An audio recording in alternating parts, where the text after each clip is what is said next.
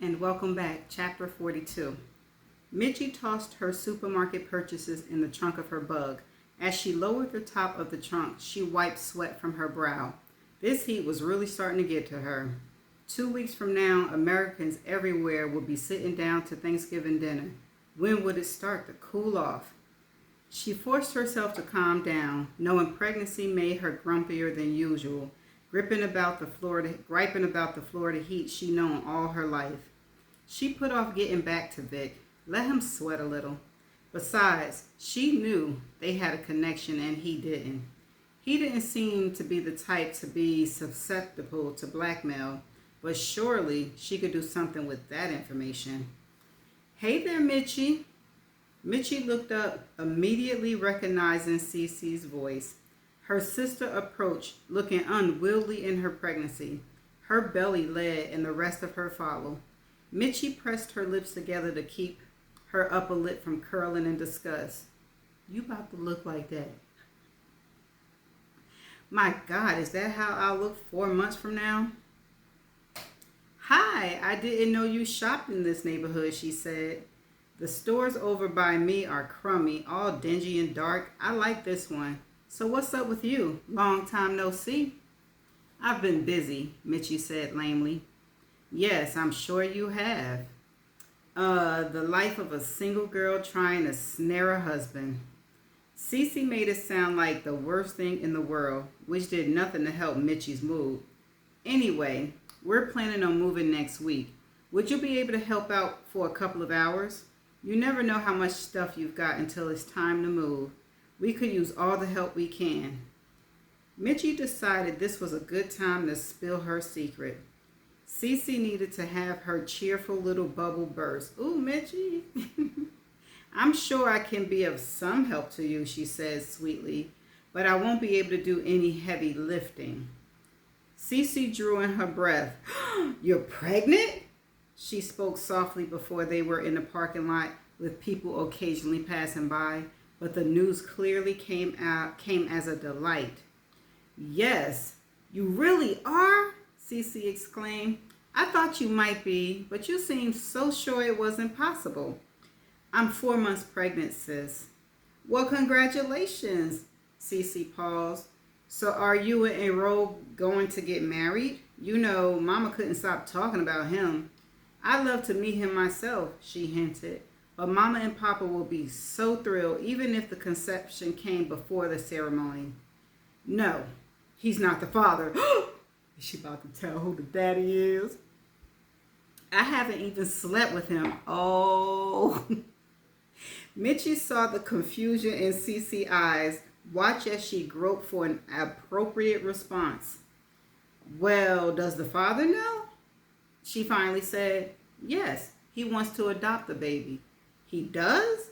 Why? Because his wife can't get pregnant. Clue, that's the clue. You think Cece gonna catch on?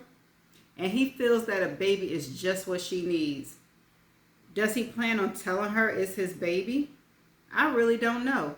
I don't know all that much about him. He's an older guy, about 51, 52, in really good shape. He's a Bell's bondman. Clue number 2. He lives out at the beach somewhere, and he's got a wife who's a basket case because she can't get pregnant. Clue number 3. I presume she's younger than he is. If she's his age and wants a baby, she should be a psychiatric patient. Mitchie waited for the bomb she just dropped to detonate. Cece grew silent as her mind digested these facts. Then she demanded, what's his name? When Mitchie heard that uncharacteristic command, she knew Cece had put it together. What difference does it make? Her insulted tone disguised her delight. I'm not kidding, Mitchie. What is his name? Vic. Why? My God, Cece hissed, glancing around to make sure no one stood within earshot. I knew she was going to tell Cece. And I didn't know she was going to tell it in that way, but I knew she was going to tell Cece. Cece hissed, glancing around to make sure no one stood within earshot. Mitchie, do you bother to learn anything about a man before you fall into bed with him? I'll bet you don't even know his last name. His last name wasn't important at the time, Cece. I wouldn't have needed to see him ever again if the condom hadn't torn. Actually, I thought I was safe until I found out about that little twist in the female history of our family. By then, I passed my first trimester, making it too late to do anything about it. Well, it just so happened that Vic Bellamy is married to my friend and business partner Norrell. Whoop! Cece shook her head and continued to speak in loud whispers. My God, I thought you were going out with Dana's boyfriend behind her back was the worst thing that could happen. But this is worse. You must really hate me. Mitchie didn't bother to claim innocence. Oh, please. Why must everything always be about you? Pardon me? Everything's always supposed to be about you. Cece stared at her incredulously. So what are you going to do? She hissed. What about Mama and Papa? They don't have to know, Mitchie said quickly. No one has to know. Vic's made me a good offer. He'll pay my living expenses from the time I begin to show until 6 weeks after I give birth. That means I can put in for a leave of absence at work and no one has to know my business. I can say I've got a family emergency or something, come back 4 months later and resume working, like nothing ever happened. And what about Errol? I've got it all planned. I'm going to disappear for a few months and have a vague explanation. And he'll be content to just have you disappear from his life? That doesn't say a lot for how much you mean to him. Believe me, Mitchie said confidently, it'll work out fine. Cece stood with her hand on her swollen belly, her forehead wrinkled and her mouth forming a scroll. Am I to understand this correctly? She said.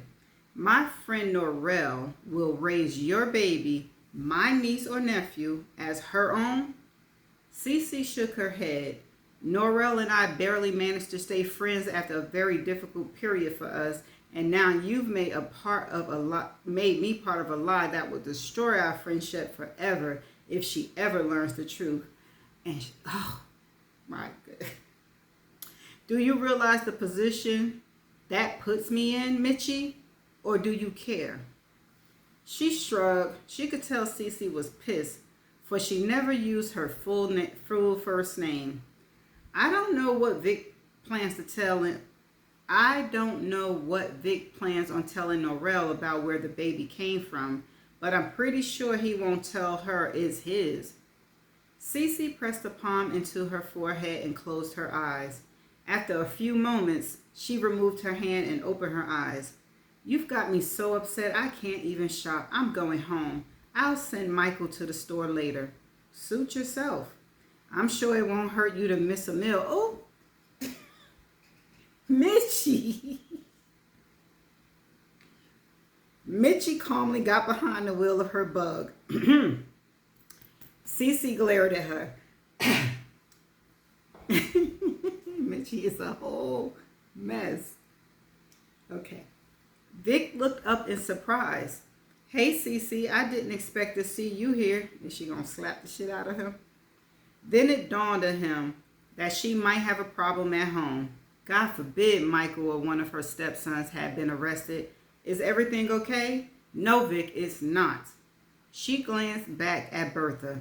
Vic couldn't see his assistant from where he stood, but knew she was eyeing his very pregnant visitor with interest. Is it all right if I close the door? I need to speak with you privately. By now, Vic had risen from his chair and walked over to where she stood. Of course. He closed the door and gestured for her to sit down. 2 irate females entered his office for private talks in as many weeks, one of whom was visibly pregnant. Bertha's curiosity must be boiling. He had a strange sense of deja vu himself. Now tell me, what's wrong? You like to live dangerously, don't you, Vic? His head jerked back. He thought she had a personal problem she wanted to discuss with him. What the hell did she mean by questioning him about his behavior? What is this about, Cece? he asked, not bothering to hide his annoyance. Do you realize the spot you've put me in? My sister told me about the baby. Panic rose in his throat like a tide. Your sister? Mitchie? Mitchie is your sister? Yes, Vic, she said calmly. We're often told we look alike. Our coloring is a little different, that's all. He looked at her carefully. Her eyes were shaped like Mitchie. Her nose, her mouth. My God, Cece was a shorter, darker, heavier version of Mitchie. Why hadn't he noticed it before? That's a good question. Why you ain't noticed it before? Why? Because you're... Okay. So, she pressed, don't you have anything to say for yourself? Cece, you've got to believe me when I say I had no idea. Her stern stare softened, and for a minute she appeared to be at a loss for words. But when she finally did speak, she sounded just as unforgiving as she had earlier. That doesn't make it easier for me, does it? I mean, not only does my friend's husband cheat on her with my sister, but he knocks her up? She slapped the arm of her chair with her palm. Some things you rather just not know, and if you know what I mean. Yes, I understand how awkward this could be for you. His mind raced. It shouldn't be too bad. It pained Norrell to be around Cece in her pregnant state to the point where she could barely stand being around her. And then when she find out that you got that woman's sister pregnant, and she can, the two women not seeing much of each other would make things easier for him. Oh my goodness. Always trying to get out of it. All right, Vic, so what happens now?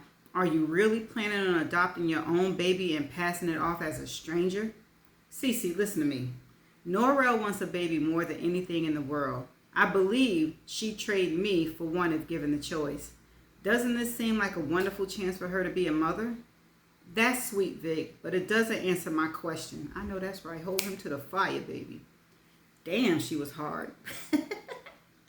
Who knew sweet little Cece had it in her? See, there they go. I haven't worked out all the details yet, he admitted. At this point, Mitchie hasn't even consented to giving me the baby. She told me she was going to accept your offer to pay her living expenses for 6 months. That's all well and good, Cece, but until she signs the paper, it's meaningless. And in the meantime, even though I know I'm putting you on the spot, I have to ask you that you not mention any of this to Norrell. I can't tell her about the baby unless Mitchie signs the paper, and even if Mitchie signs, I doubt I'll say anything to Norrell right away. That's the wrong thing to do. March is still 4 months off. He didn't want to say he didn't trust Mitchie. I won't. Well, okay, I get what he's saying, because it might not be his baby, and she might not. Yeah, okay. I won't, but I don't like this, Vic. I don't like being privy to a secret that could devastate my friend. I don't like knowing that I'm a blood relative to the baby she's going to adopt.